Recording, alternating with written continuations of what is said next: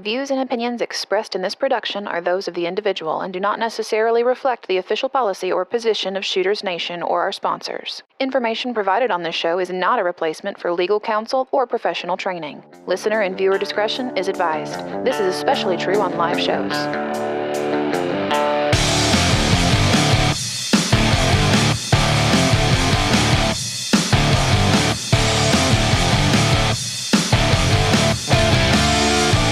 Welcome to the Shooters Nation podcast, the talk show for you, the armed citizen.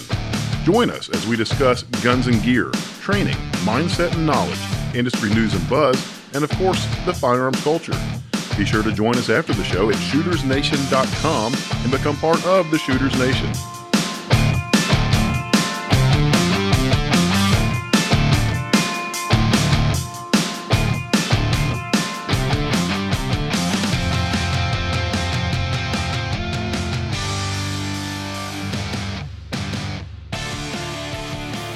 Hello and welcome to the Shooters Nation podcast. I'm your host, David Yancey, and this is episode 7.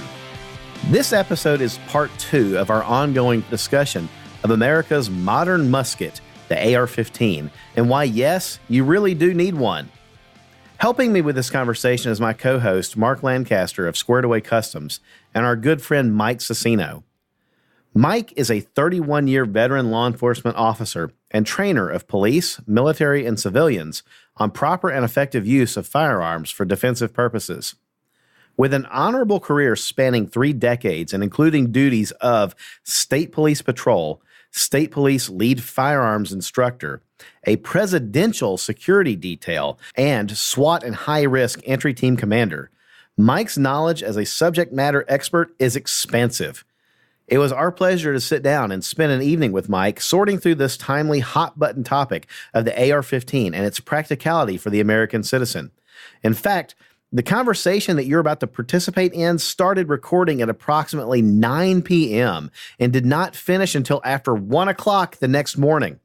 Neither Mark, Mike, or I wanted to rush through or mishandle such an important subject, and we were all equally surprised when we realized that nearly 4 hours had passed at the end of the recording.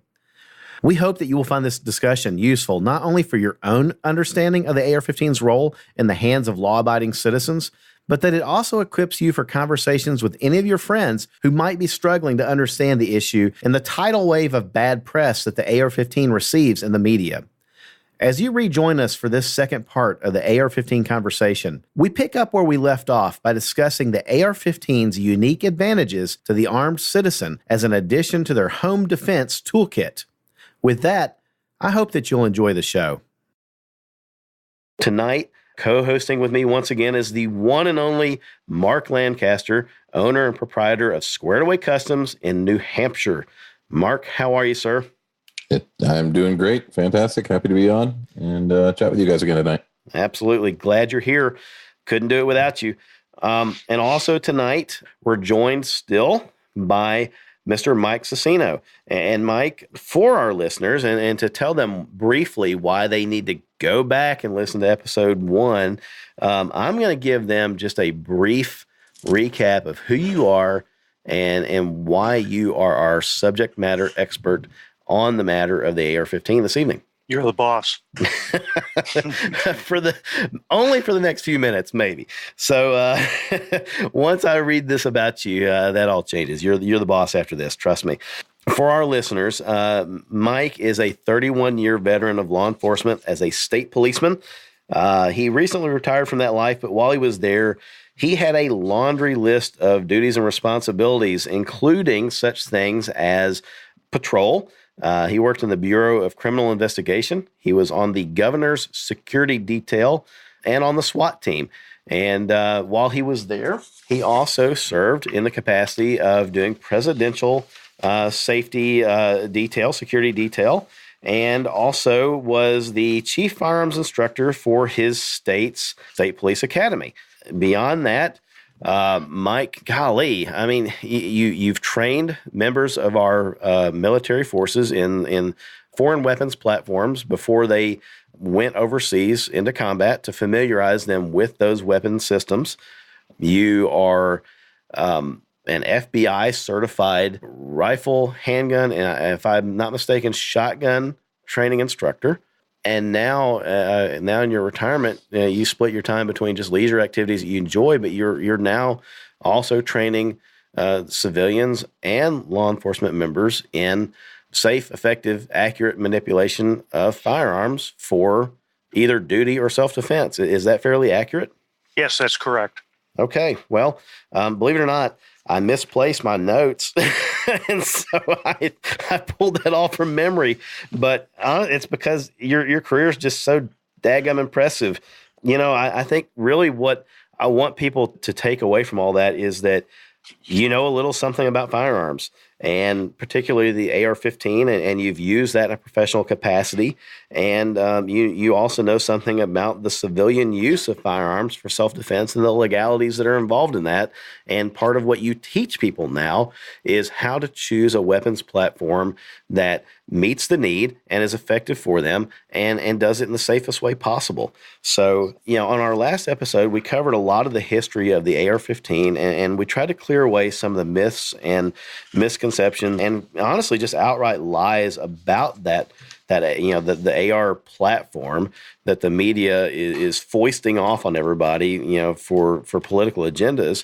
And we're trying to equip our listeners with an understanding of this rifle so that they can have logical, reasonable conversations with their friends and family who might be on the fence about the whole thing and really just aren't sure what they believe about it or what they understand about it.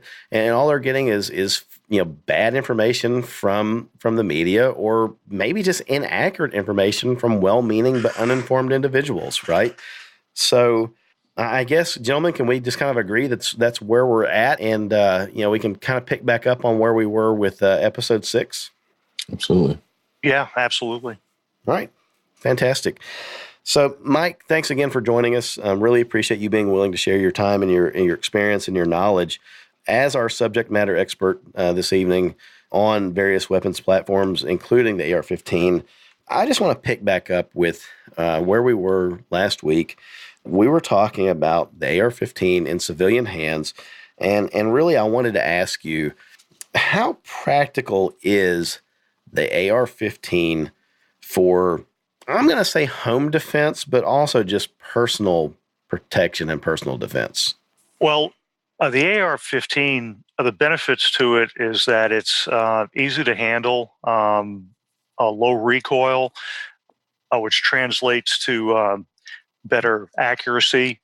It is effective on humans, and it's as we talked about in the first segment, it's easy to accessorize those guns with the things that you need.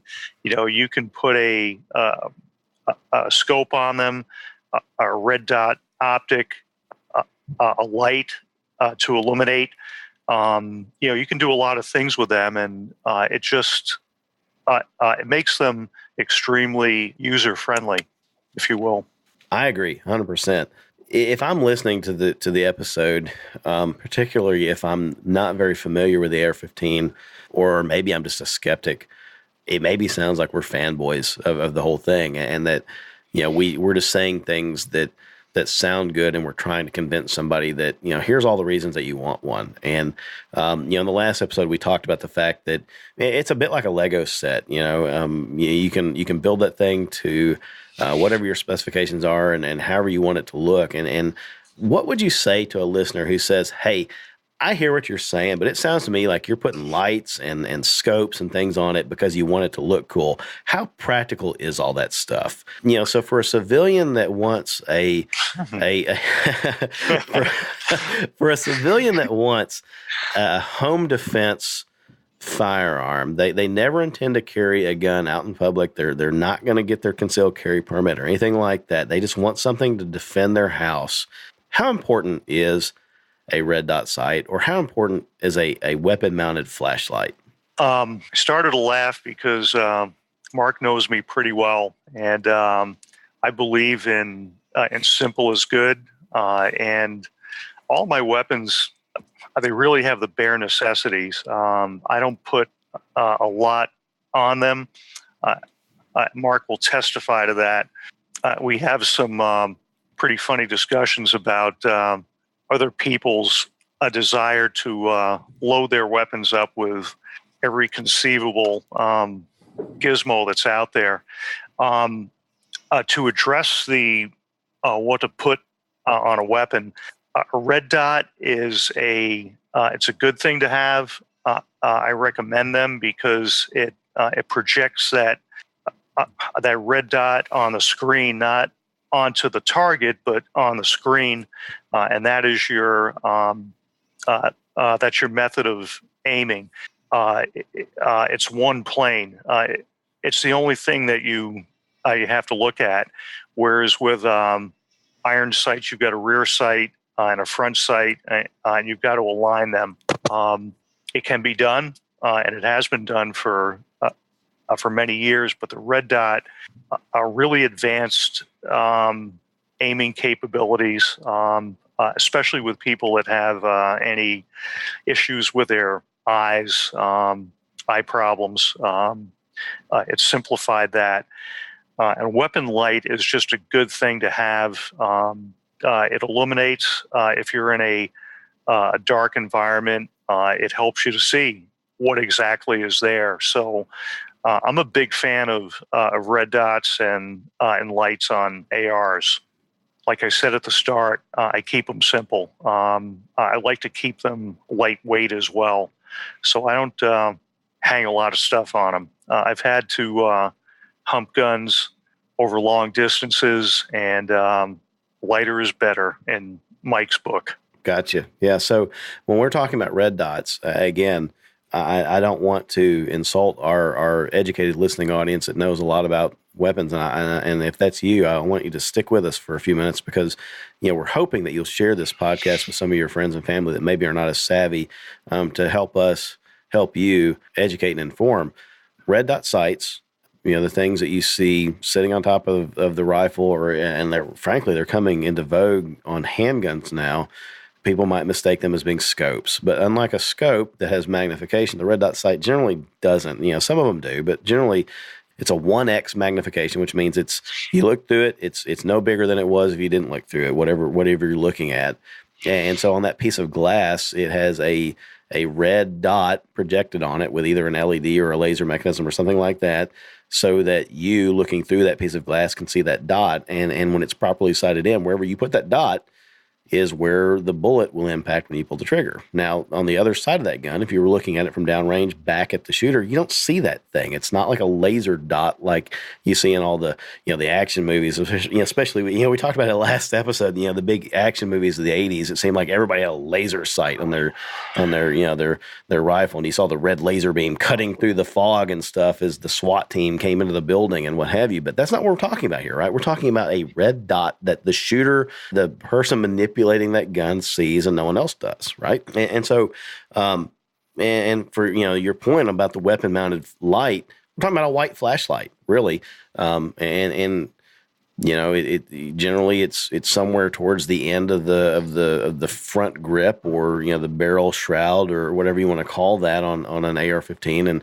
on a handgun, it's generally slung underneath it, and it's just a flashlight. It's a way to illuminate, your surroundings and the target so you know what is in front of you, and you can get a good look at what's going on. We've all, I think, heard the anecdotal tragic stories of the father being awoken in the middle of the night by the sound of somebody coming into the house that he wasn't expecting, and he grabs his old revolver or whatever, and heads into the hallway and sees a silhouette of a person coming down the hallway, and he opens fire and tragically shoots, a family member that he had no idea was coming home at that hour. And so with the weapon mounted light, a source of white light, we seek to prevent that by allowing you to illuminate your surroundings. Information gathering device. I like that, Mark. Yeah. Well, I think it's incumbent on us as armed citizens to be as responsible as we possibly can, and that includes knowing what you're shooting at. What is it? One of the basic rules of firearms safety is know your target and what's beyond it, right? White light allows you to do that in a dark environment. Yeah, they sure do. And a little story. Years ago, I was at home. It was at night. in October, and our house that we had at the time was I had a lot of windows in it, and I was sitting at the island in the kitchen. We lived out in the country, and the house set back off the road. And if anybody pulled into the driveway, especially at night, I'd see their lights, and I'd know that somebody was there. And I was sitting at the island, actually coming up with a lesson plan for a school I was going to teach. And all of a sudden, there was a loud knocking outside the house, and I had not seen anybody pull into the driveway, and I didn't know what was going on. My wife was down in the basement doing laundry. My first thought that maybe she knocked something over. I didn't think that was the case, but I thought it might have been. So I went over to the foot of the stairs and asked her, and she said, no, that wasn't her.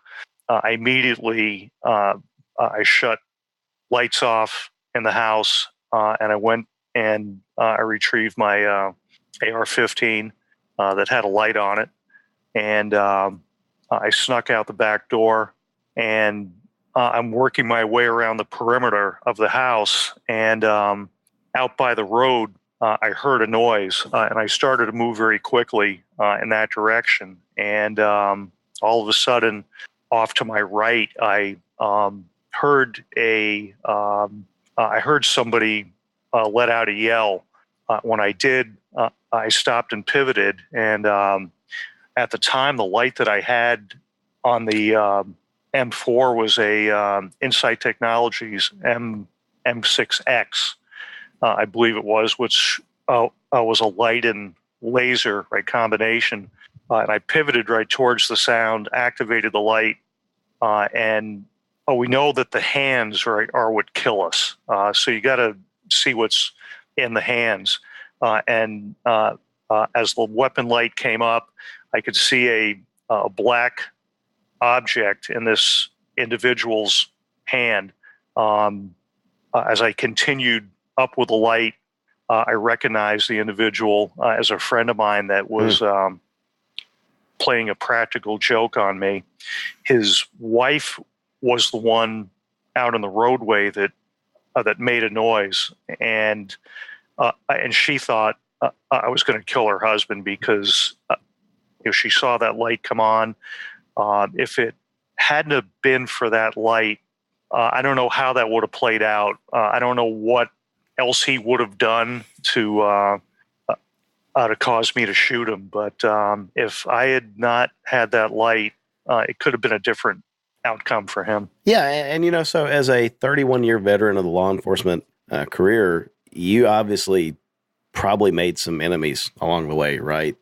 And so that could have been anybody. My grandfather, having been in law enforcement himself back in the 40s and 50s, I heard stories growing up about how they had made some arrests, and when thankfully he and my grandmother and my dad, as a child, were not at home, somebody came along and shot up their house in retaliation for that. So a person traipsing around the darkened yard of a law enforcement officer playing a practical joke, probably not the smartest thing to do. Yeah, he realized that, yeah, it could have been. It could have been a bad thing. Yeah. I actually, years before, I had a friend of mine that tried to play a practical joke on another friend of ours at night, and he ended up getting shot. Oh, wow. He survived, but he walked for the rest of his life with a limp. Right. Yeah. It's a hard lesson to learn.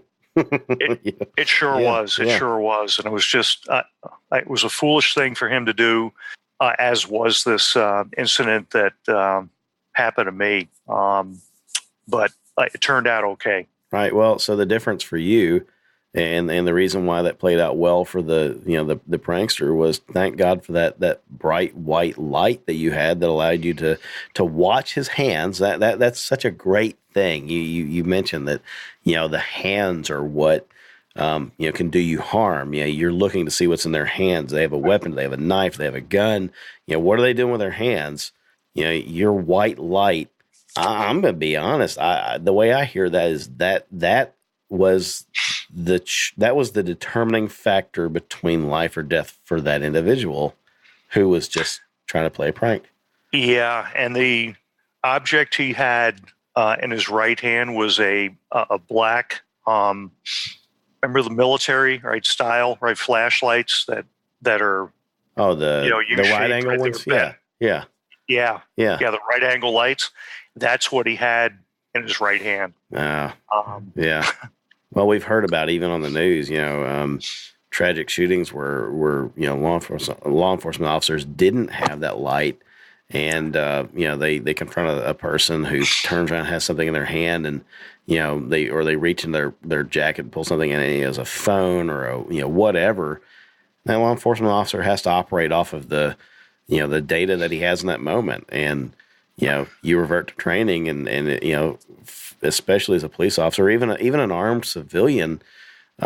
That's pretty much a justified shoot if you're in fear for your life and that person produced something from, their pocket or inside their jacket or whatever in their hand. A split second, you have to make a decision. So a bright white light helps you make a better decision. Mark, you called it an information gathering device, right? So yeah. Okay. So for the practicality of an AR-15 for home defense, we've got something that can have a red dot sight, something that can have a white light on it. What other factors make an AR-15 good for the civilian for home defense? Jump in there, Mark. I think an adjustable buttstock and a sling are two additions that are probably pretty good to have in a home defense situation. Okay. I'm 6'6". My wife's 5 foot something. So having the adjustability for her to be able to use the weapon as effectively as I can use the weapon based on its size adjustment is important. I think white light is probably the first and foremost important modification for a civilian home defense AR-15 owner. And then I would probably say a dot. But the adjustable buttstock, I think a sling is important. I'm trying to think of what else I think is, I'm trying to do it in order. So I get the adjustability, right? I mean, that's versatility. Two different people with completely, drastically different body shapes and sizes, you and your wife, you can adjust that buttstock out for a longer, so it's more comfortable, more accurate for you to shoot. She can grab it and adjust that thing in so it's more accurate, comfortable for her to shoot. But walk me through the sling. What role does that play? Well, it allows you to go hands-on something else and still retain the weapon. Okay. Whether it's a child or a key in a door or loading a magazine or carrying kids, moving up and down stairs, it gives you the capability of retaining the weapon and keeping it on your body while doing other things. It frees your hands up in the instance of which you need them to be free while still retaining that weapon to your body. Yeah, the sling is your holster of a long gun. Okay. All right. Those that are familiar with a handgun, your holster, that's where you put the thing when you're not using it. Sling, same thing for the rifle. You can't shove that thing in a holster, so you can sling that thing over your shoulder, across your chest, across your back, whatever, to just get it out of the way, and now you've got two hands free to do other things. Mm-hmm. Absolutely. That makes perfect sense. Yeah, that makes perfect sense. Mark, you mentioned, agree with Mark in that if I had a basic AR, the first thing that I would add onto that would be a white light. To me, that's the most important thing that you could put on it. You can run your iron sights and learn to use them even in low light or darkness with that light, and then follow up with a red dot and also a sling too. I'd put the sling and the white light on that weapon to begin with. That would be the first initial purchase. Okay.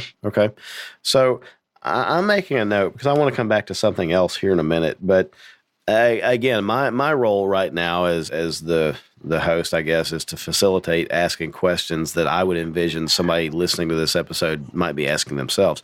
So I'm going to ask you guys some questions that I feel like maybe they would if they were sitting here with us tonight. So, here we are. We're talking about Joe Citizen or Susie Citizen. They're at the gun shop and they're shopping for something for home defense. And as they talk through the thing, the educated, savvy clerk behind the counter listens to what they say and say, okay, so you don't want to carry it. You're not going to get your concealed carry permit. It's going to stay at the house. A 12 gauge shotgun, despite what you've heard, it's probably going to be a handful for you, and you're not going to enjoy training with it or shooting at the range. It's going to kick quite a bit. So I would recommend that you look at one of our AR-15s. And here's why. And they start to walk through this, and they talk about the red dot, for sighting. And then they talk about the white light, the weapon-mounted light for identifying what the target is. And Susie says, well, yeah, but, AR-15, I mean, that's a military-style rifle, quote unquote. That round sounds like overkill. Why shouldn't I just get this 9mm Glock handgun here? Why does that AR-15 make more sense? That sounds like that thing's going to shoot through the wall. It's going to shoot through the outside wall. It's going to go into my neighbor's house. It's going to hit my neighbor's kid. I don't want that. What do you say to that, Mike? Hey everyone, David here, and I want to take a moment to talk to you about how you can become part of the Shooters Nation. After the show, head over to www.shootersnation.com and check out our online community. Membership in the community is free, and it's a great way to connect with your fellow firearms enthusiasts and armed citizens, especially if you aren't keen on big social media platforms like Facebook. While you're there, also be sure to check out the Shooters Nation store, where you can order high-quality apparel, including hats and shirts, sporting the Shooters Nation logo. Our hats and shirts are embroidered right here in the USA in North Carolina and are a great way to show your love for the Shooters Nation podcast, your belief in and support of the Second Amendment, and are also a great way to trigger gun-grabbing hippies on your next trip to the grocery store. Of course, we also hope that you'll follow us on the major social networks like Facebook and Instagram as we continue to hold out against the forces that would love to see gun organizations pushed off of those platforms. We're not going to make it easy on them, and we hope that you'll join us as we keep sticking it to the man. And last but not least, if you like what you're hearing on the Shooters Nation podcast and would like to partner up with us, we would love to talk with you about becoming a corporate sponsor. If you sell goods or services of interest to gun owners, our audience would love to hear from you. Head over to shootersnation.com and send us a message.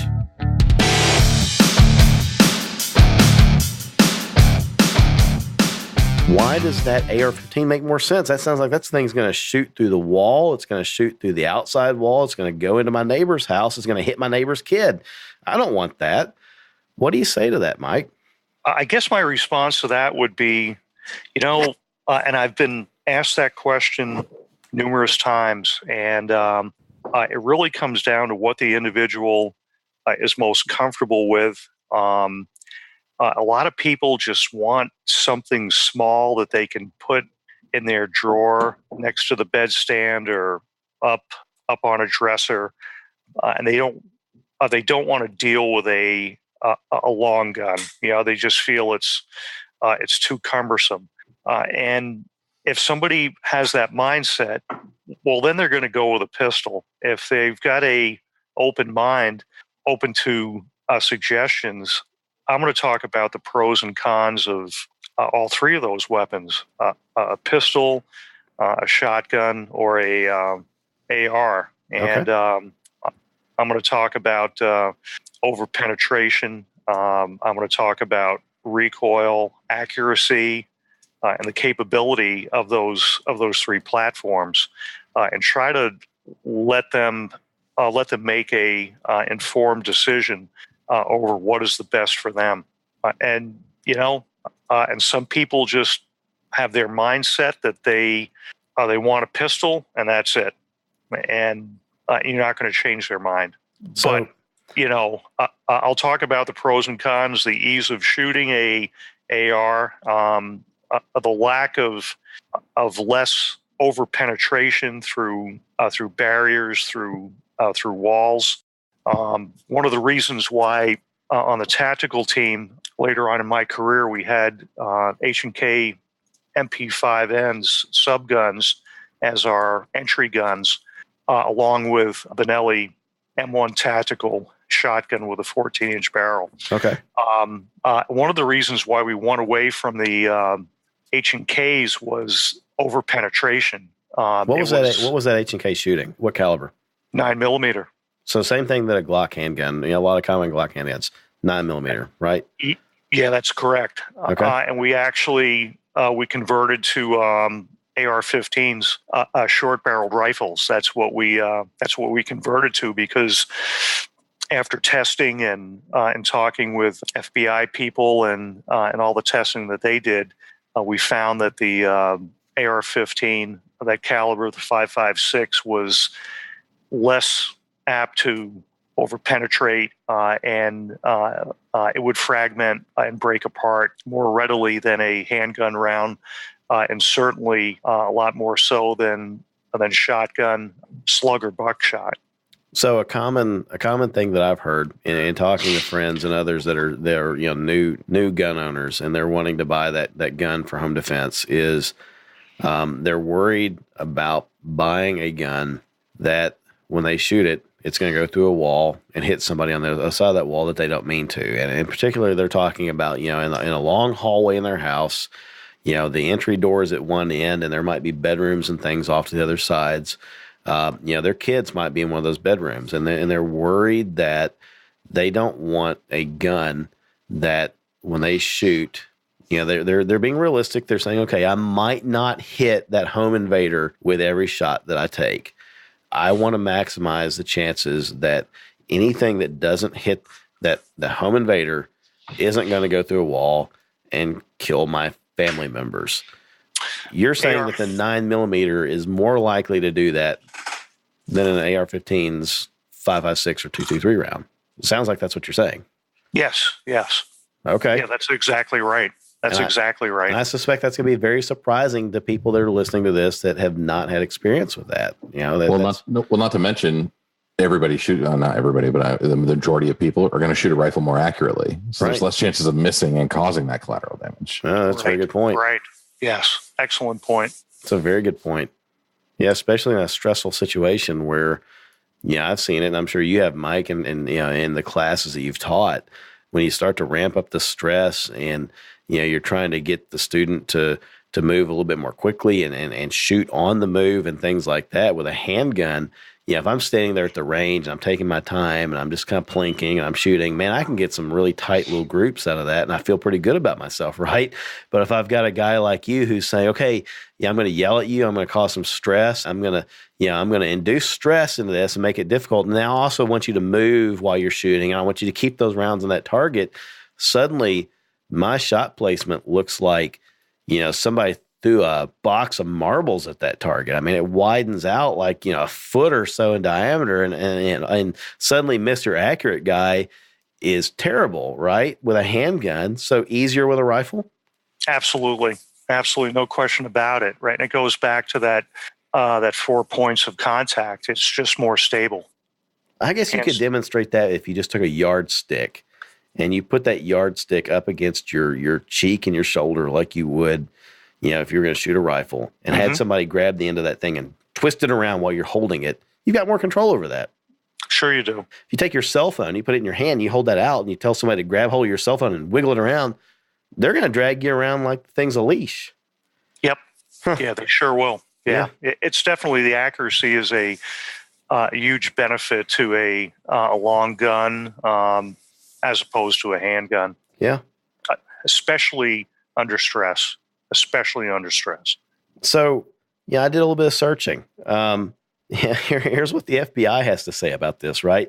So when you talk about overpenetration, the FBI did independent testing, and they consistently showed that the 223 Remington or the 5.56 NATO cartridge, which is the common cartridge for AR-15s, does not overpenetrate more than a pistol or a shotgun.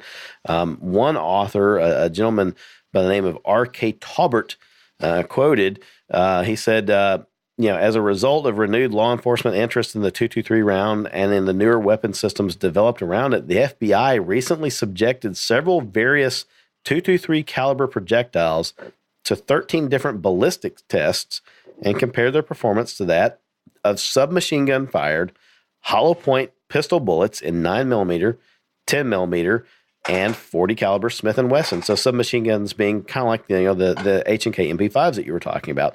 And so he summarized this, and I'm going to link this in the show notes because I think this is really good stuff that people ought to go read on their own and make their own educated decisions on. But he said, the bottom line was that in every test, with the exception of engaging a target wearing soft body armor. So in that case, you're talking about going up against an adversary that was expecting a fight, really.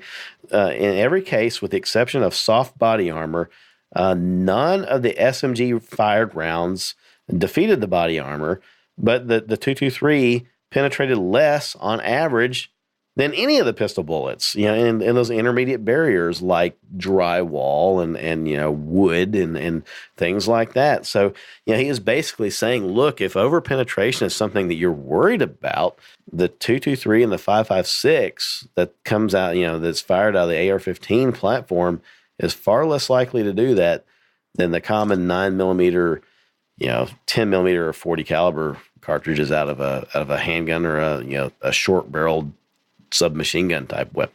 Yeah, and that's exactly what the testing that I've done and we've done have revealed, that the 5.56 round is less apt to overpenetrate. So that kind of leads me to a thought that connects us back to a previous episode, Mark. We've had Randy Harris on, we've had Ian Strembeck. I want to say that it was Randy that brought up in episode 1 the fact that during the global war on terror, we've learned a lot about emergency medicine. And, in the global war on terror that has now gone on for, almost 2 decades more, that, we've had a lot of casualties from small arms fire. But the majority of these soldiers come back home as long as there's nothing, no other extenuating circumstances like, improvised explosives or something like that, right? But a soldier shot in an extremity especially has a high likelihood of surviving because we've learned a lot about first aid and because, frankly, small arms fire is a lousy – I'm going to use the term, very blunt term. Small arms fire is a very lousy man killer or woman killer, right? Do you think that ties into the survivability of – mass shootings in the United States as relates to the use of, the AR-15. And I'm going to be honest. I'm going to call it right out. Let's talk about the Stoneman Douglas shooting. I'm going to be very specific.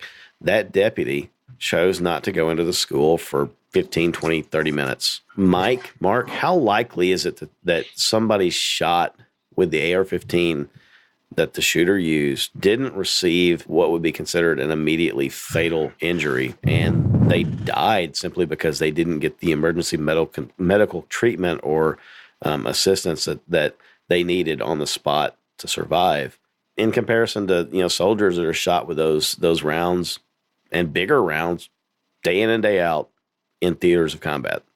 Yeah, I mean, I think that that's probably an aspect that people aren't thinking about. Not only did he not go in and take out the threat, but that time that was wasted were humans bleeding out and not, receiving the medical care and the medical aid that could have saved more of those lives.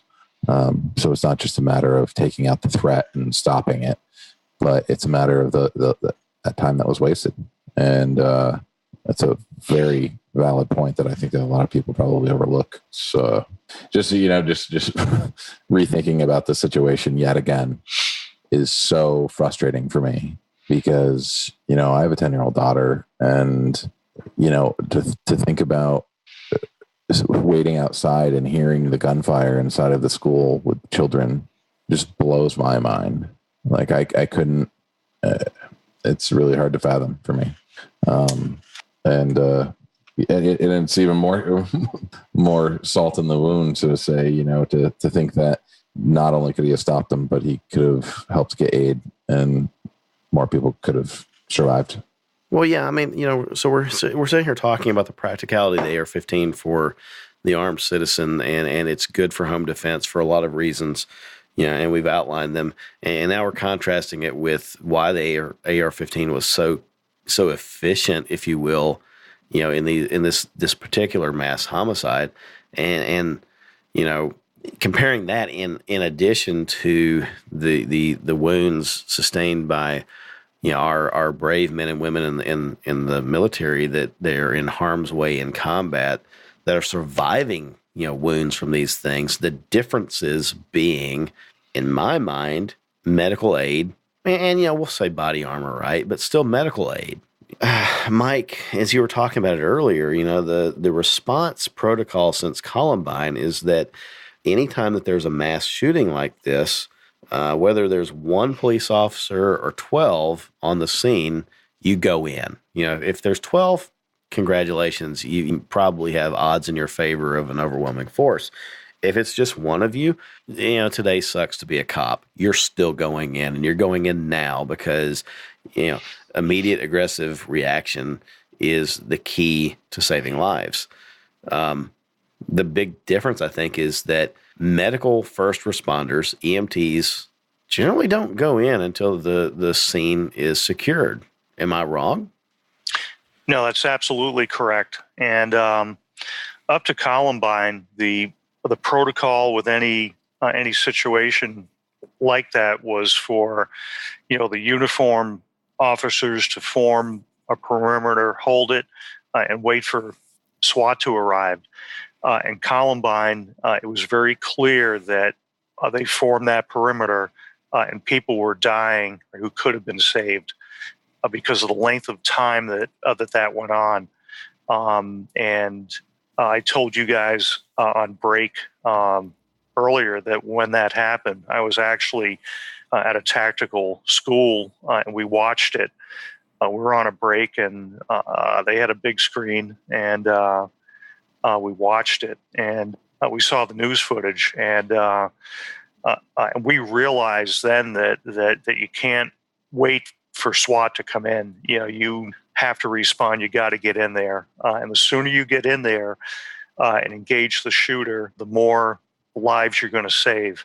And you made the point also on break that shooters, right, tend to once they get confronted, either they take their own lives or are killed by police, thus ending the conflict. And that has been the training. I mean, that's been around since Columbine. And post-retirement, I did contract work for the government.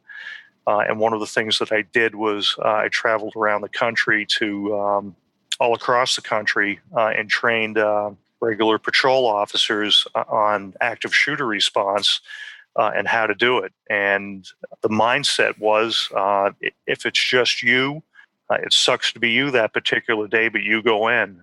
If there's two of you, that's even better. 3, 4, your odds are getting a whole lot better.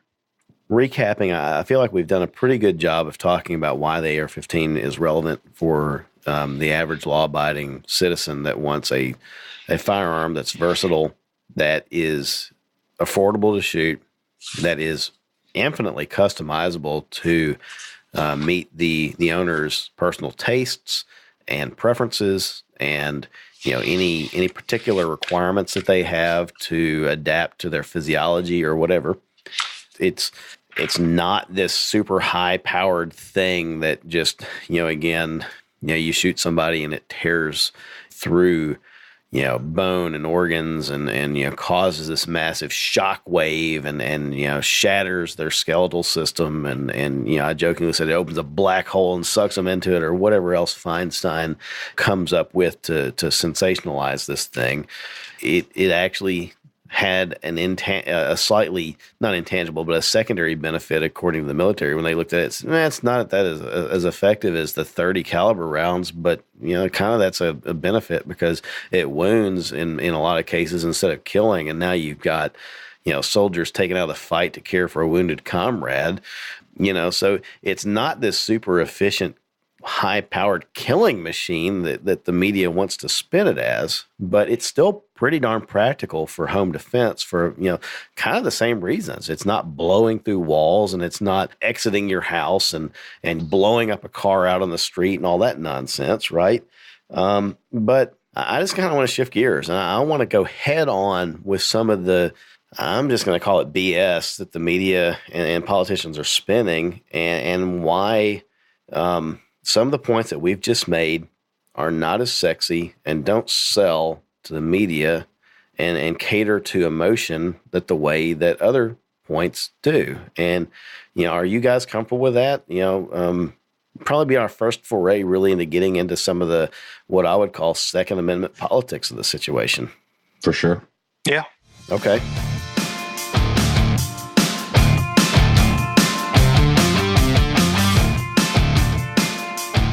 Hey folks, David here. I want you to think about the handgun you carry for your own protection, and I really want you to think about the holster you carry it in. Do you have trouble concealing your handgun? Does it feel like no matter what you do or how you dress, it's painfully obvious to everyone that you're carrying concealed? Well, I want to take a moment to introduce you to Squared Away Customs. Squared Away Customs is a manufacturer of custom, high-quality holsters for both concealed carry and duty carry. They provide a catalog of holster designs to choose from, and they are glad to take on custom work to design something to meet your specific needs. Mark and his team take pride in providing an excellent product at a reasonable cost. They work hard to keep delivery times short, and their number one goal is to ensure that their customers are satisfied. Squared Away Customs also offers a heroes discount to military, police, emergency medical workers, and educators. And for listeners of the Shooters Nation podcast, Mark offers a reduced pricing if you use coupon code Shooters Nation. Again, that's Shooters Nation as the coupon code. So, before you strap that cheap floppy store-bought holster on again, head over to squaredawaycustoms.com and treat yourself and your carry gun to something more worthy of the challenge.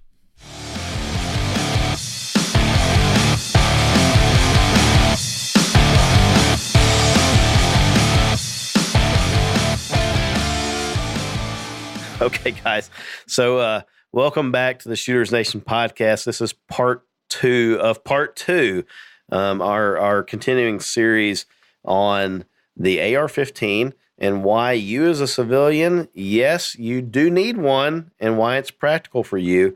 So I'm here still with Mark Lancaster from Squared Away Customs, my co-host, and we're joined tonight by our good friend Mike Sisno.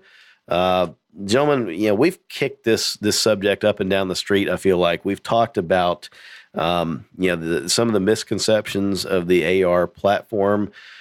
We've talked about why it is appealing to shooters, new shooters, and seasoned shooters alike. We've talked a little bit about why it's actually a pretty darn good rifle to have for home defense, even if you never intend to get a concealed carry permit and carry a handgun out, in your daily life. If you're just looking for something good and reliable and customizable and versatile and so forth for home defense, it's actually, a really good platform for that. And FBI and law enforcement, officers across the country have decades of experience affirming that to us. What have I forgotten? Is there anything else positive about the AR-15 that y'all can think about that we've missed? Yeah, one more thing I'd like to throw in there that I meant to say earlier was in regards to the ammunition and the cost of the ammunition. It's relatively inexpensive, which would allow somebody the opportunity to buy it and be able to train with it and practice with it and get more proficient with it. I really think that's a really good point. Advantage to that platform. Yeah, so I mean, that's a fantastic point. It's one that honestly I hadn't even thought about. You train civilians and law enforcement officers both in the proficient use of the AR-15, among other things. So I don't know. Tell us a little bit about that. What is the average length of a class? If I'm a civilian, and I am, and I come to you and say, Mike, I want to take one of your classes to learn how to be better with an AR-15 and use that to protect myself and my family. What kind of investment of time am I looking at for an average, let's call it a level 1 introductory class? Sure. The general rate classes now are 2-day classes. I really prefer to teach at least a 3-day class, but for people to get the time off from work or to be away from their family, that kind of is problematic for some people. and they seem to prefer the 2-day class, something that they can do on a Saturday and Sunday. So the bulk of my classes are geared around a 2-day format right now. Okay. I do have some clients, some groups that still want a 3-day class, and I'll accommodate them. But for the most part, it's 2-day classes. Okay. And so how many rounds of ammunition are you looking at in a 2-day class? And I don't know, what's that going to cost somebody in just terms of ammo alone? Okay. Well, typically, if it's a lot of times they want a dual class. They want a little bit of handgun, a lot of carbine, or vice versa. Okay. And the last class that I taught was pistol and carbine. I had them bring 300 rounds of handgun ammunition and 800 of carbine. And I kind of mix the two together. We do a little bit of diagnostic work with each platform, and then I blend the two together. I transitions from the carbine to the handgun and vice versa. So when you talk about diagnostic work, if I'm tracking you correctly, you're probably talking about how accurately are you able to use, whatever your firearm is, whether it's handgun or rifle, and how quickly can you get it on target and rounds accurately? Yes. I try to look at the technical things to speed people up, to make them more efficient, so that there's not any unnecessary movement. Because the more you move around equates to more time, and more time can make the difference between life and death. So I'm all about efficiency and optimizing that. Perfect. Okay. Very good. Well, so at the end of the episode, I want to make sure that we get some information about, how people can connect with you and take a class if they wanted to. And perhaps also you could share for folks that maybe are on the other side of the country or what have you, just what to look for in a good class, where they're at. But can we shift gears? Can we go ahead and just hit head on, the negative press that the AR15 is receiving these days? Absolutely. It's a great topic to touch on. Okay. All right. Well, I feel like this will probably be our closing segment for, our this particular series on the AR-15 rifle, and something tells me, Mark, this is not the last time we're going to talk about this. So I want to just mention right now for our listeners, if there's anything that we've not touched on in this episode so far that you'd like to hear about, or if there's something you'd like us to come back to and talk about some more, or clarify, or elaborate on, or what have you, you can always email us at shootersnationradio@gmail.com. Again, that's shootersnationradio@gmail.com, and let us know. Give us some feedback. Tell us what you want to hear. We're always willing to get Mr. Sisino or other knowledgeable subject matter experts back in here, and we'll talk about this. The best way for us to make sure that we're delivering the content that you want to hear is for us to hear from you. With all that out of the way, gentlemen, let's fasten our seatbelts and get right into the nitty gritty of what's happening these days. I'm just going to say the good final point to start with here is the fact that the Second Amendment, as part of the Constitution of the United States, has nothing to do with needs or feelings, but rather deals with our rights. And when the media sells that line for whatever reason, whatever the agenda is, and I'm just going to leave that to our listeners to fill in the blanks. I think everybody's got their own theories and philosophies on that. Some of it based in fact, some of it based in tangible data that they can point to and say irrefutably, this is it, this is part of it. And some of it's just feeling. But whatever it is has caused the media to focus on the AR-15 currently as its poster child, as the thing that they're going to demonize and hold up and say, this is the tool that if we get rid of, everything is better. Your children are safer. Your streets are safer. You're safer. Look at what I've done for you as your elected leader. I've gotten rid of this terrible monstrosity, this instrument of death. Thank me the next time you go into the voting booth, right? So when I think about the Constitution, gentlemen, rights aren't granted by the government. The Constitution is founded on the fact that, and I'm going to quote, we hold these truths to be self-evident, that all men are created equal, that they are endowed by their Creator with certain unalienable rights, that among these are life, liberty, and the pursuit of happiness.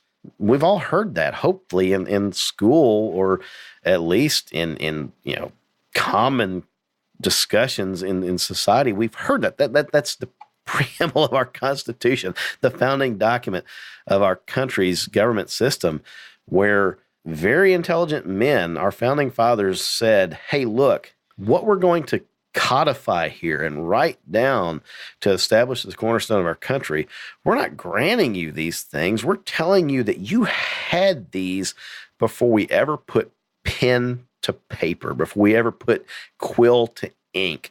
You had these rights. They didn't come from the government. We're merely acknowledging that they were yours. And then they went on to say that our rights didn't end with those three things, life, liberty, and the pursuit of happiness. But then they began to enumerate afterwards in the remainder of the document the other things. And that included our right to keep and bear arms without infringement. And it's interesting. The First Amendment doesn't even go into that strong of a limitation, or a lack of limitation about freedom of speech and freedom of assembly and freedom of demonstration. The Second Amendment said flat out, you may not infringe this. But here we are in 2018, and the media is tripping over themselves to support this what looks unmistakably like a political agenda to take a particular item or a particular class of item that was flat declared in the Constitution that should not be infringed. They're trying to take it from you. And one of the most common claims that I hear is, yeah, but the Second Amendment was all about muskets because that's what they had back then. What do you guys think? Am I crazy, or where are we at with this? What do you think? I really think that they have seized upon the AR-15 because it has been used in mass shootings, and it is. They feel that they can connect the dot between it and our military M4 that is issued to our troops, and they use the terms military grade and assault weapon. And I really think that they've set the AR-15 up to be the first domino, and if they can get that one to fall, all the others will soon follow behind it. That's just my yeah. my No, I mean, on that. I think you're right. Right. So the AR-15, it has a military cousin, military brother, sister, whatever you want to call the M4. We've already talked about the fact that they're not the same weapon. There's distinct differences. They look alike. They accept a lot of the same accessories. But the M4 internally is different. It has that third selection on the fire safety selection lever that gun enthusiasts we giddily call the fun button, because there's nothing more fun or expensive than dumping a bunch of ammo out in rapid succession at a target in a safe, controlled, responsible manner. It's a stupid way to waste ammo really quick. And I think that's even why the military has largely gone to 3-round burst and not full auto. But it's fun. I'll admit that. I'll concede that. But you got this thing that looks like its military cousin, and some of us think, man, that's cool. I like that. Nothing sells anything like mil spec. You can get a mil spec case for your smartphone, and that immediately makes you think, wow, this is quality. It's rugged. It's Navy SEALs. Check Facebook with this phone case or whatever they do. But a mil-spec rifle, military grade. Oh my God, now that's terrible. That's an instrument of death. That thing was made for nothing but killing people and children in schools and such. And it evokes an emotion, right? So, did we see this the same reaction with Virginia Tech? He used a Glock 19, and he also had a Walther 22, but he used the Glock 19 for the most part. Yeah. Did you hear the outrage over Glock 19s? We got to do away with those. We got to take them away from the public. No, we did not. And in my mind, there's not a link between the Glock 19 and the military. And I really feel that that's why they have focused on the AR-15. It's an easy target. Mark? It's an easy target. Hey, wasn't Steve Scalise shot with an AK? Yeah, I think you're right. And then, like, the Navy Yard was a shotgun. Right. The most recent school was a pistol. Yeah, Maryland is a pistol. And the one before it, Marshall County, before it was Stoneman Douglas, but before that was Marshall County High School in Benton, Kentucky. Handgun. Yeah. It's just right. It's frustrating because there's so much of it that's just agenda driven BS. And, as a gun owner and somebody that's in the industry, and I deal with this for a living. Yeah. You can see right through it, right down to, like, quote unquote gun show loophole. Yeah. Right. Like, yeah. What I'm an 07 FFL, a manufacturing FFL, and an SOT. I sell silencers, short barrel rifles. I have, federal firearms license. I don't know what the gun show loophole is, right? Like, there is no gun show loophole. It's not a loophole. It's what are they talking about? It's a private transaction, which is no different than any other private transaction that's ever done. Right. It's like me selling you a car and not having to go to a car dealer to make that transaction. Right. I own the car. Period. I paid for it. It's mine. Yeah. The government knows that I have that car, right? And they talked about it. I think Mike's friend Hillary had mentioned in a lot of her campaign regarding the internet gun sales. Yeah. It happens every single day. Like, thousands and thousands of guns are sold on the internet every single day. Yeah. What people don't realize, the sale takes place on the internet. Yeah. Can we talk about the Fast and the Furious? To an FFL. Yeah, can we talk about the Fast and the Furious? The government is behind more illegal gun sales that were actually used in crime than in recent memory than civilians seem to be. Right? It's oh my God, we could go so far down this rabbit hole with it, but again, I come back to this question: why is it that these shootings that occur with handguns are not demonized to the same degree that the AR-15 is? And the only thing I can think of is that the media and the politicians are looking for job security, right? They want to show results that they've done something for us as the voting public, so that we will say, "Hey, man, that politician did a fantastic job. I'm going to reelect them next time, so they can continue to make hundreds of thousands of dollars."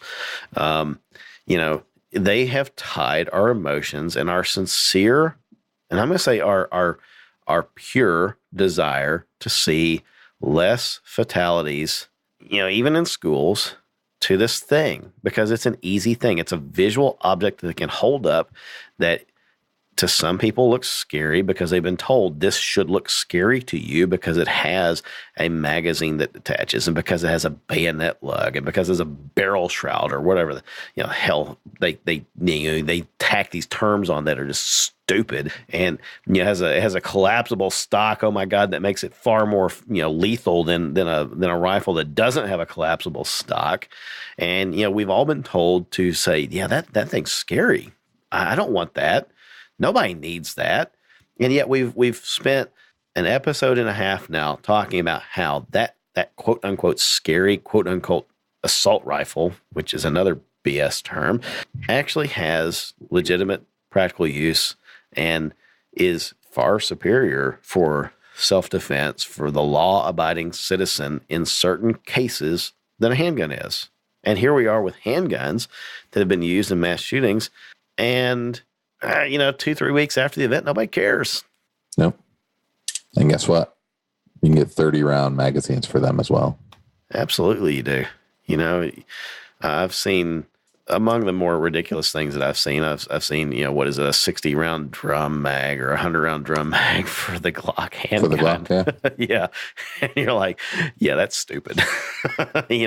Jam-o-matic 100. I've never seen anybody get more than, 10, 20 rounds out of that thing before they had to smack it against something and get it to continue cycling. But, it sure does look cool.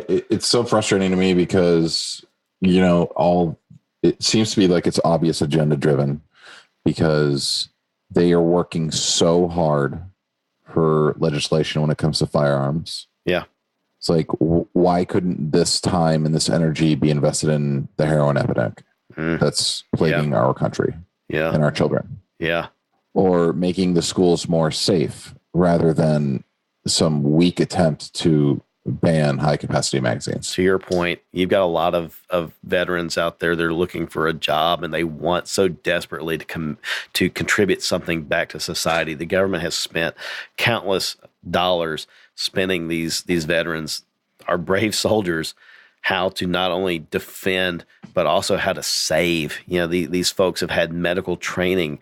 Why are we not putting these people to work in our schools? Why are there not veterans, greeting our kids every morning? And I'm not talking dressed in, combat fatigues and glaring at them, from behind steely eyes, I'm talking about, welcoming our kids into the building. Hey, how you doing? Good to see you. Hey, how are you doing? What's in the bag? That kind of stuff, right? Being their friend, letting them know that they're safe. The kids say they want to feel safe. I would feel safer if I knew that here's a guy at the door of my school that our government has trained to deal with the worst possible problems, and they're going to protect me, and they're here on site, on premises when it goes down, whereas the police might be 10 minutes away. Or in the case of Broward County, they might be right outside, and they're no way going to come in when they start hearing gunfire because they're going to, they're 6 months away from their retirement, and that ain't in their job description. I asked the question in the first segment about what changed, and I talked about our soldiers returning from the Second World War with M1 Garands and M1 carbines and the capacities of those weapons, and the fact that we didn't see these mass shootings. All these guns were out there. They always have been out there, but they weren't used. So what changed?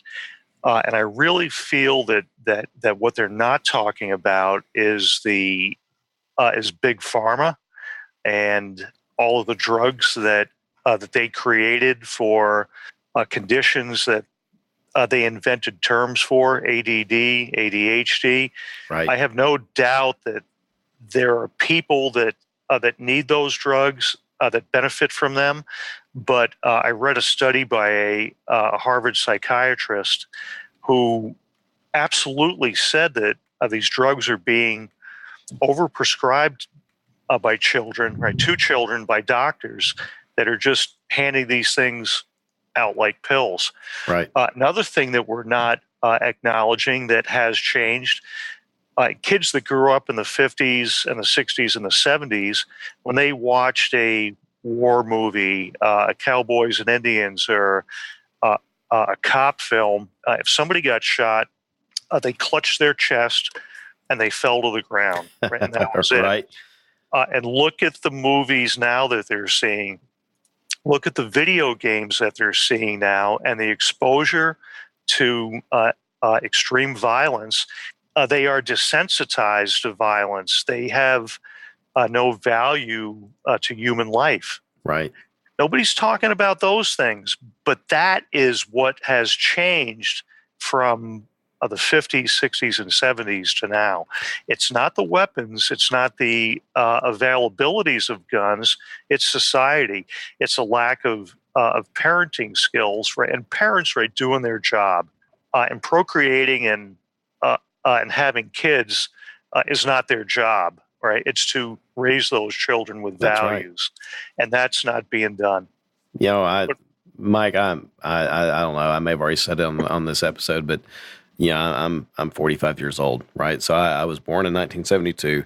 I came up through the school system, public and private school systems, both in the 70s and 80s. Graduated in 1990 from high school. When I was in high school, 86 to 1990, it was still not uncommon in Western Kentucky, probably one of the larger towns in Kentucky. It was not uncommon to find a shotgun or a deer rifle in a car in the school parking lot, because we would get up and, the students would go deer hunting or duck hunting or goose hunting or anything else like that in the morning during gun seasons. And then they go to school, and nobody thought twice about it. We're not that far removed. We're talking about, the late 1980s, from my own experience, that it was still common to find a gun in a school parking lot. And that thing never hurt anybody. And none of my classmates ever thought about picking up that gun and bringing it inside the school and shooting themselves or shooting each other. Just didn't happen. No. If there was a beef, it got settled with your fists. Yeah, absolutely. You mentioned Big Pharma. And so you may have heard a little bit of noisy typing in the background while you were speaking, and I apologize. I was paying attention to you, but I was also thinking about something, and I just wanted to go look. So I don't know a whole heck of a lot about this website, but I'm going to mention it. It's opensecrets.org, and they claim to be the Center for Responsive Politics. I don't know. I Googled, budget, lobbying spending, and here's what I got. Right. Okay, I'm going to tell you, right? Tell us what you found out, right? And then compare it to what the NRA spent. Oh, I've got that one too. Thank you, David. I knew you would. So, prepare your shocked face, right? You got to be really shocked when I tell you this. So, this particular page is data from the years 1998 to 2017, and these are the top industries in lobbying expenditures, dollars. Guess who's number one on the list? Pharmaceuticals, right? I had to like go back to math class, high school math, and count the commas in this to make sure I got it right. They spent not in the millions, but in the billions of dollars to lobby. $3.78 billion. They were the top sector. They were the top industry above insurance industry. They were the top industry above the oil and gas industry. Oil and gas was like, way down on the list. They were top above education. They were above telecom, real estate. They were top above other health services like HMOs and things. Defense and aerospace, that's the one that everybody, oh my God, why are we spending all this money on the defense and aerospace industry when we could be spending money on our schools? Would you believe education was actually several above defense and aerospace? Defense and aerospace was near the bottom of this list with $1 billion. That was it. The automotive industry was below them, and then the TV and music industry, which actually has a pretty good lobbying arm, was down there at $1 billion. So these are in the billions. Again, pharmaceutical sales and pharmaceutical companies, let's just call it $3.8 billion, 3.787. The NRA, they only had two commas. They spent $5 million in the same amount of time. $5 million. I rest my case. Many wise people have said, you want to know what's up? Follow the money. So, there's a lot to be said about mental health issues in the United States and the way that we deal with them. And we choose to medicate. And the reason that we choose to medicate is it's convenient. There's a very massive lobbying organization that's pushing, the preservation of that, and furthering that agenda. I would think when you look at the money, follow the money. The National Rifle Association, the arbiter of all things evil and terrible, according to the media these days, $5.1 million, and their focus, from my firsthand experience, having been involved with the NRA as a life member, and a frequent contributor to the local NRA statewide fundraisers, They're trying to educate people on gun safety. They're trying to make sure that hunter education is available. They would love to make funds available for safety in school, but the schools don't, quote, want it because it's, quote, blood money. They are trying to preserve and protect a cornerstone freedom of our country, the Second Amendment.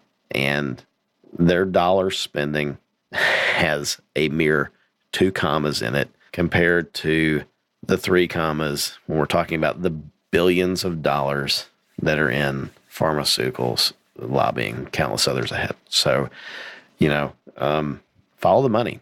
It's kind of easy to see who's wagging the dog in cases like this, right?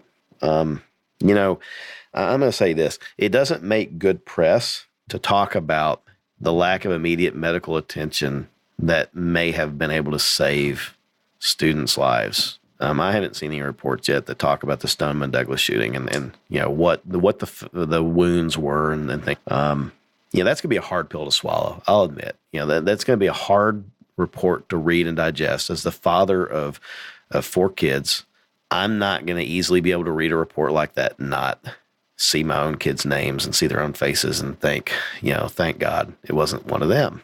But we have to look at that data and ask ourselves, how could we have saved these kids, right? And we need to look at that data and ask whether in that shooting or any other, how many of these injuries were survivable, right? With simple things like tourniquets and sufficient first aid. In the previous episode, like how many tourniquets can you get for one iPad? Right. Yeah, we spend a ton of money on iPads. Don't buy an iPad. Buy a couple tourniquets and some books. Buy some books on first aid. Here's an idea for our listeners. If you want to do something and you really want to improve the safety of your kids, or if you don't have kids and you just want to improve the safety of your schools, and you've got the money and the resources to do it, send your kids to first aid training. Buy them some tourniquets. Sponsor a first aid class for the teachers and the faculty at your local school. Partner up with the emergency medical services in your area and offer to help pay for that, or offer even, hell, they'll probably volunteer their time to come teach the class. Volunteer your time to start that conversation with the school systems. Volunteer your money to go buy some tourniquets. I bet, I can buy a Cat 7 combat application tourniquet, proven life-saving device, easy to learn how to use effectively to save a person's life from an extremity wound, a shot in the arm or the leg. I can buy one of those myself in a single quantity for less than $30. I bet you can buy a case of those things for less than that and buy it. Donate it. Get your civic group together. Buy a bunch of them. Donate them to your schools. Do something that really matters and that can save kids' lives. Why would you not do that? If you're going to vote and you're going to vote against firearms and this episode and the one before it haven't convinced you that maybe that's a little bit myopic and it's not really going to solve anything and that you're actually taking away a useful item that can be used to save lives, fine, I can't convince you. Go ahead and vote against it. There's 3 of us here that will be voting against you. Guarantee that. But do something else productive with your time and take that money and sponsor some training or get training yourself. Buy some tourniquets. Buy first aid kits. Equip your schools to do something that can actually save a kid's life. Because I'm not convinced that voting against an AR-15 and getting that off the streets, if such a thing could conceivably even happen, is going to amount to anything. Because evil people are going to pick up another tool and they're going to do what evil people do. They're going to hurt people. In the thought about it, like how many are out there now? Like I don't even know what the number is. I mean, maybe you guys do, but how many AR-15s are out in? Oh, there's no telling. No telling.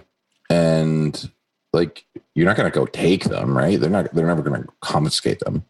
That's never going to happen. I think that would be a really big problem. Yeah. In order to confiscate them, you're going to have to send somebody with guns to come get them. Right. Of course. It's just not. It's not cool. Yeah. Cool. Yeah. The interesting thing after Sandy Hook, when Obama and all of those people began to make noise about AR-15s and eliminating them. And that next morning, I went to a shooting range down here, indoor one, because I wanted to get a little bit of indoor practice. And I got there 15 minutes ahead of time to get a place to park and be ready to go. I pulled into that parking. Well, I couldn't get into the parking lot. I had to park out on the street about 75 yards away. I walked down there. The parking lot was full. There was a line halfway around the building of people waiting to get in. And I just thought to myself, oh my God, I know why they're here.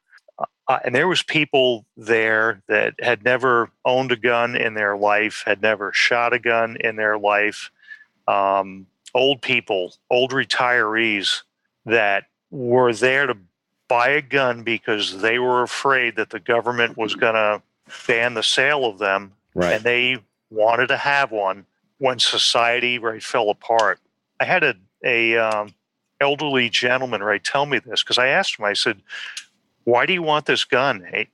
And he said, well, they're going to ban them. I won't be able to get one. And I'm afraid that society is going to break down and I won't be able to defend myself. I want to be able to defend myself. And I asked him, I said, were you ever in the military? No. Law enforcement? No. Ever shot a gun? He goes, I've never touched a gun in my life. He said, but I'm going to buy this gun today. And, I'm sure that gun went home in its box and it's never been touched again. Right. But they just sold ungodly amounts of AR-15s to people that never would have bought them in the first place. Oh yeah. Yeah. Yeah. I hope that those people still have them. Well, they have to, because they can't sell them because they way overpaid. Yeah, we need to talk about that next episode. I've got some anecdotal stories, from my own experience of operating a very large internet forum for gun owners in my state. We saw some interesting statistics right after Sandy Hook, and it's fascinating to see how that really played out. You're right. The AR-15 industry still hasn't recovered from that. And, the Trump election hurt them even worse, because so many people had bought them that I think that, the need and the prospective customer pool dried up after Obama.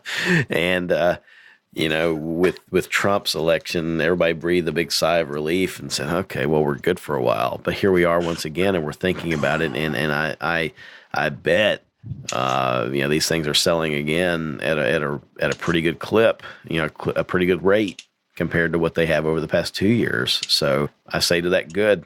I also say to that, please, people buying them, be safe with them, get some training, but good on you for buying them. When people say that, especially when the government says that they don't want you to have a thing, you probably ought to look at it and wonder, should I have it? The answer might be yes. How did it work out for this country in Prohibition? Did that end the consumption of alcohol? Thankfully, no.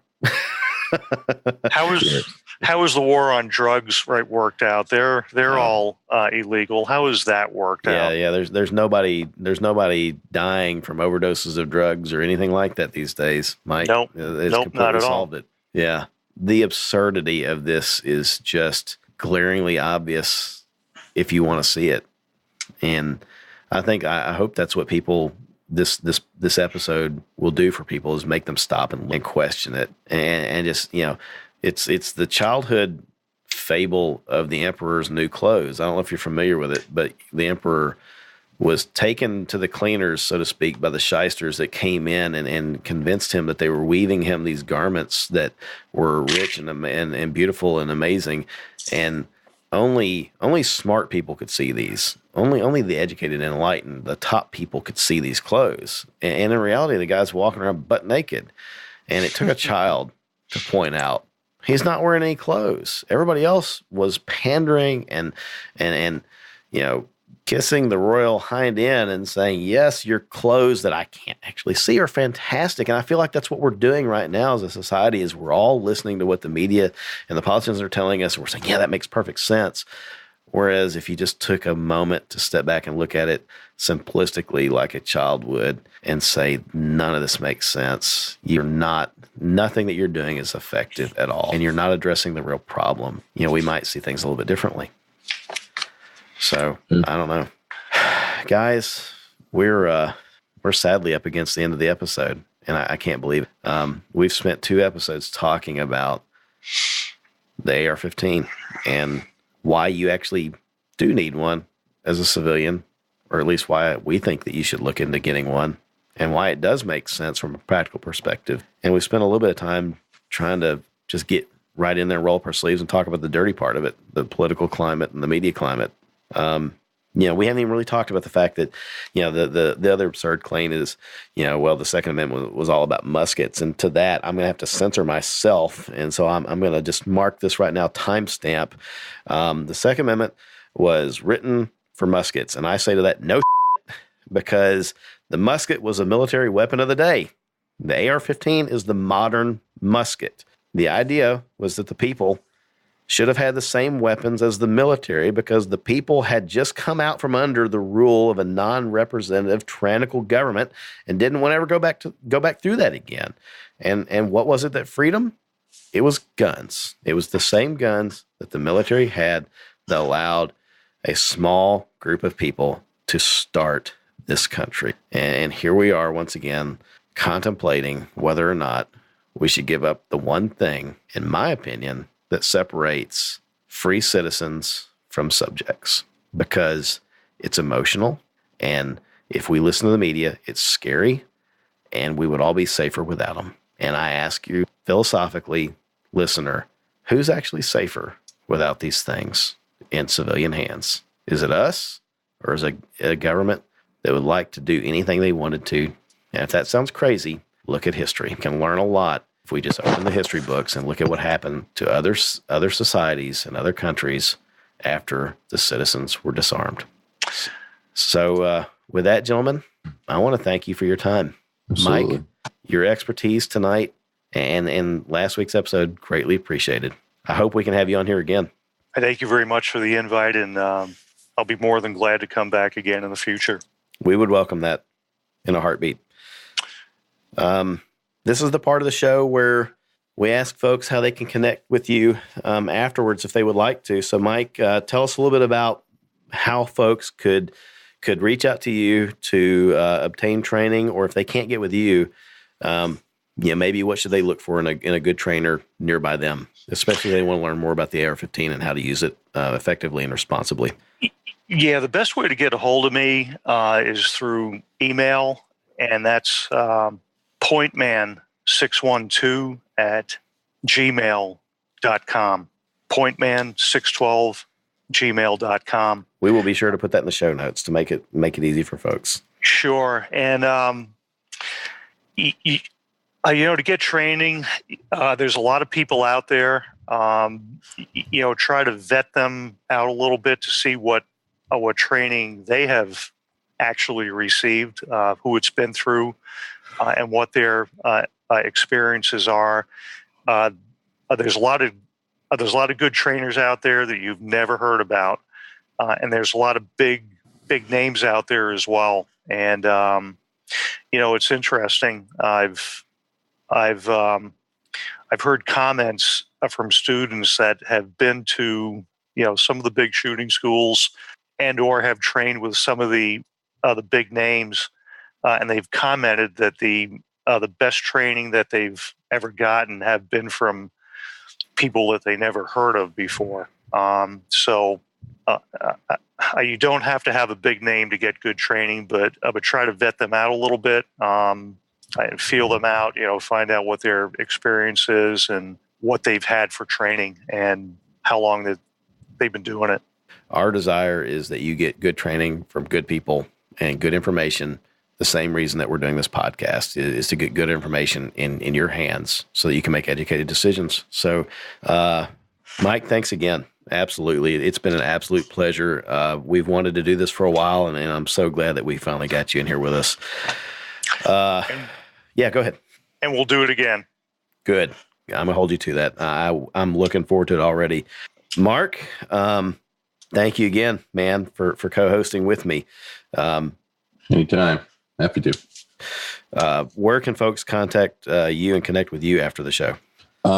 Best way is through email. You can email info@squaredawaycustoms.com, or if you want to take advantage of the Shooters Nation coupon code at squaredawaycustoms.com for any Kydex holster needs that you may have, we're happy to help there as well. And I'll go ahead and plug it and connect it back in. I've seen that you guys have Kydex magazine carriers for AR-15 mags. We do. So there you go. Very versatile too. Yeah, you can right-handed, left-handed, GI mag, P mag, like any mag you want. Rounds forward, rounds rear. It's a very versatile system. It can mount on molly webbing. It can mount on a paddle. It can mount on a tech lock. It can mount on RTI. However you want. There you go. That's especially useful for our listeners are in law enforcement or even military. So, and I know that, Mark, you guys have a Heroes discount for those folks as well. So please, if that's something that interests you, head over to squaredawaycustoms.com and check that out. And again, we'll have that link in the show notes. I've really enjoyed our time with you all. I hope that you've learned something, and I hope that you've enjoyed being with us this episode and the last. Just as a matter of business, to remind you, we've got a mailing list now. You can head over to shootersnation.com to add yourself to that. We also have Shooters Nation swag available on our website. So if you like our logo as much as we do, you can pick up a ball cap or polo shirt. It's a great conversation starter. If you're at the range or just out kicking around, folks might ask you about it, and we always appreciate you referring them back to the website and to the podcast, so we can add to the audience and continue to get good information out to our listening audience. If you want to support the show, you can visit patreon.com/shootersnation. There's a link to that in the show notes as well. Certainly not required, but we appreciate it nonetheless. Again, we want to hear from you. If you've got ideas for the show or comments or constructive criticism, if there are guests that you'd like us to invite on, or if you just simply want to advertise with us, you can email shootersnationradio@gmail.com or visit us online at shootersnation.com as well for any of that stuff. So I'm going to paraphrase this a little bit, and I'm going to close with this tonight. There is a poem. I do not know who the author is, and I'm going to substitute a word. And the word is going to be people. So hard times create strong people. Strong people create good times. Good times create weak people. And weak people create hard times. Listeners, I would ask you to just pause for a moment and ask yourself where in that cycle you believe our society has come. And I'll say this. My hope, and I believe the hope of this panel here tonight, is that you will be one of the strong people and that you will do everything you can to encourage others around you to be strong as well. We need you. Our society needs you. And until we speak again, I hope you'll be safe.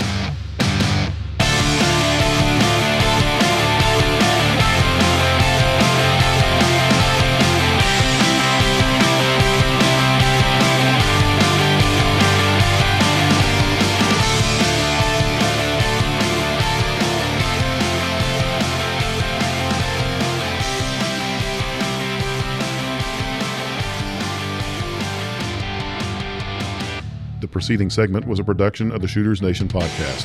Visit us online at shootersnation.com.